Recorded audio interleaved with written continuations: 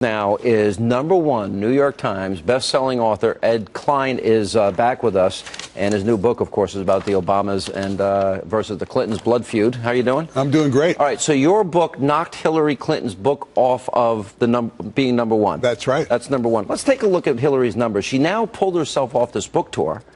Her first book, Living History, sales first week were amazing. Yeah, they were 600,000. Mm-hmm.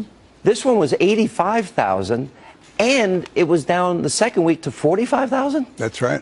And your book knocked her off the New York Times bestseller list. It did, and you know, there you're was #1.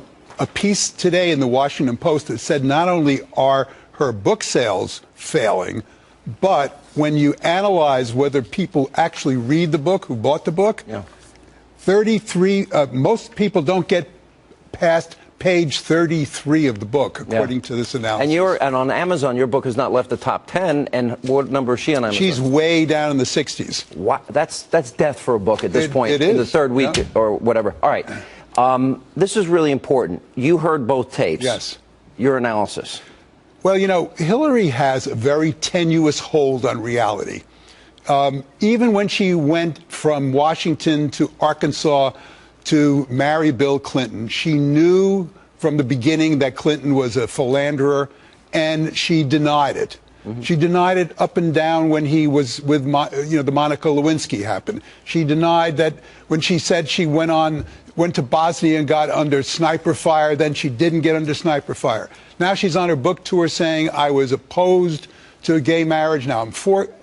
There's a real characterological problem. Do you remember William Safire? Yes. I mean, a very well-respected writer. Congenital liar. Right. Right. All right. So, which is the real Hillary? The one bragging in the tape?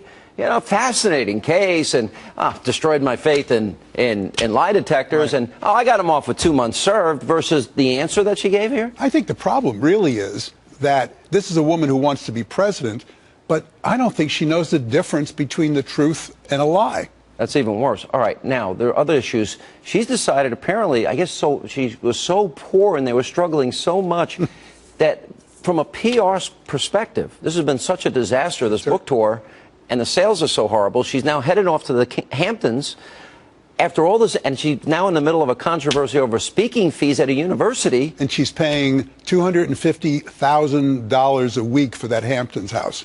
Okay, and she's getting $250,000 for the speech, and students are saying, why is all these kids borrowing money to go to school? She can't give a free speech for the kids? And she says, okay, well, I'll give the money to a foundation. The Clinton Foundation. The Clinton Foundation we hear about. It's just bizarre. All right, you say that there is a plan that Obama is planning to double-cross Hillary. Yeah.